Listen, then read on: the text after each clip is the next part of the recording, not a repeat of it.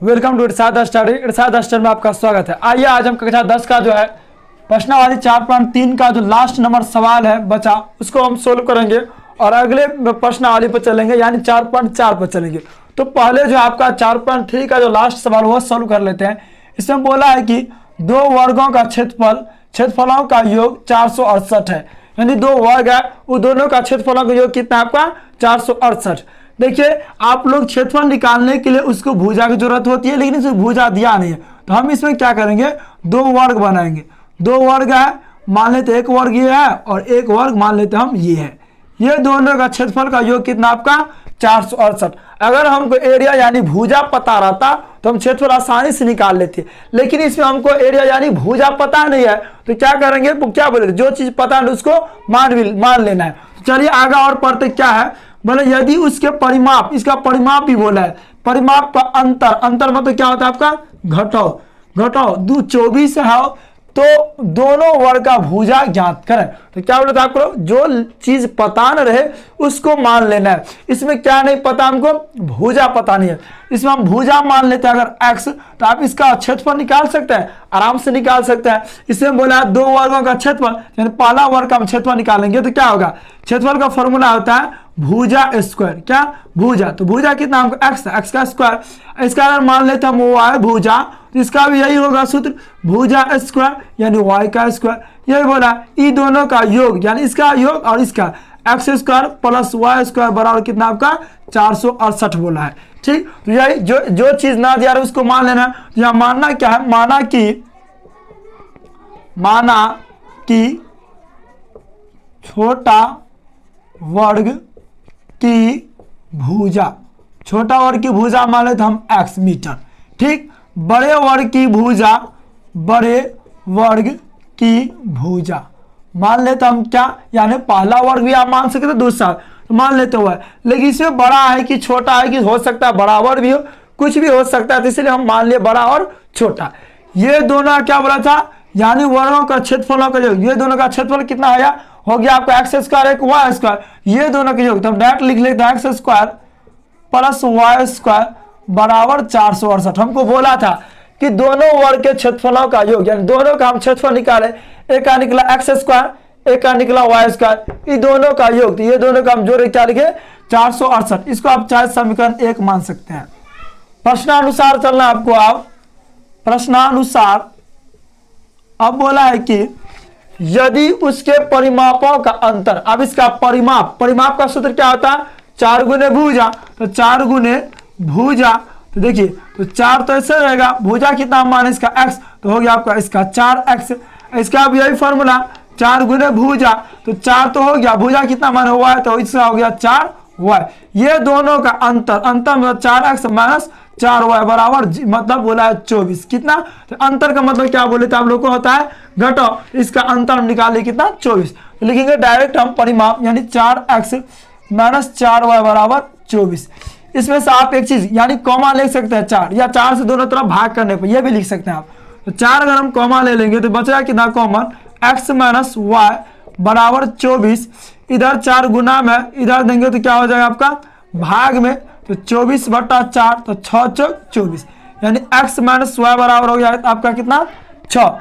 अब इसको क्या करेंगे, x बराबर 6, ये माइनस इधर जाएगा तो क्या हो जाएगा प्लस में y। इसको समीकरण 2 मान सकते हैं। आप क्या करेंगे, x का मान जो है समीकरण 1 में पुट कर लेते हैं, यानी रखने पर लिखेंगे x का मान समीकरण 1 में रखने पर, एक कितना आपका, तो x square plus y square बराबर 468। अब x का मान कितना है 6 प्लस वाई, तो आप x का स्थान पर लिखेंगे 6 प्लस वाई का whole square plus y square बराबर 468।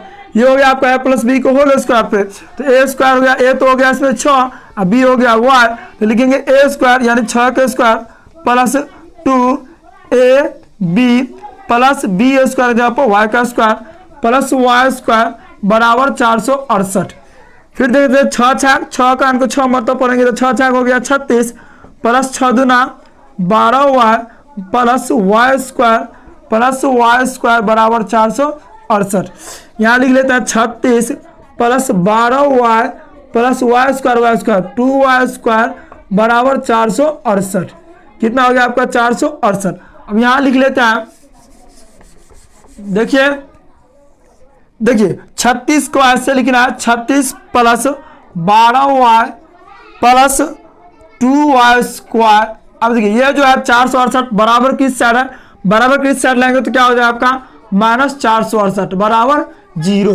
अब क्या करना है इसको, देखिए 36 यानी 36 एक सीधा कर लेते इसको, हम लिखेंगे 2y² प्लस 12y। अब किसी माइनस वाला है, ये प्लस वाला है, चिन्ह किसका बना है माइनस का, माइनस कर देंगे।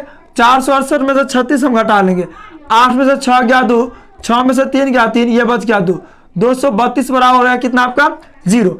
इसमें से आप 2 कॉमन ले सकते हैं, यहाँ भी 2 कॉमन लेंगे तो बचेगा कितना आपका y² प्लस 6y माइनस, और हो गया कितना आपका, तो 11 दूना 22 हो गया 12, 6 दूना 12 यानी 116 बराबर 0। देखिए 2 इसलिए हम कॉमन लिए क्योंकि इसमें 2 से हर चीज यानी भाग हो रहा है, इसलिए हम 2 कॉमन ले लिए। चाहे आप 2 से दोनों तरफ भाग भी कर सकते थे, तो हम 2 कॉमन ले लिए।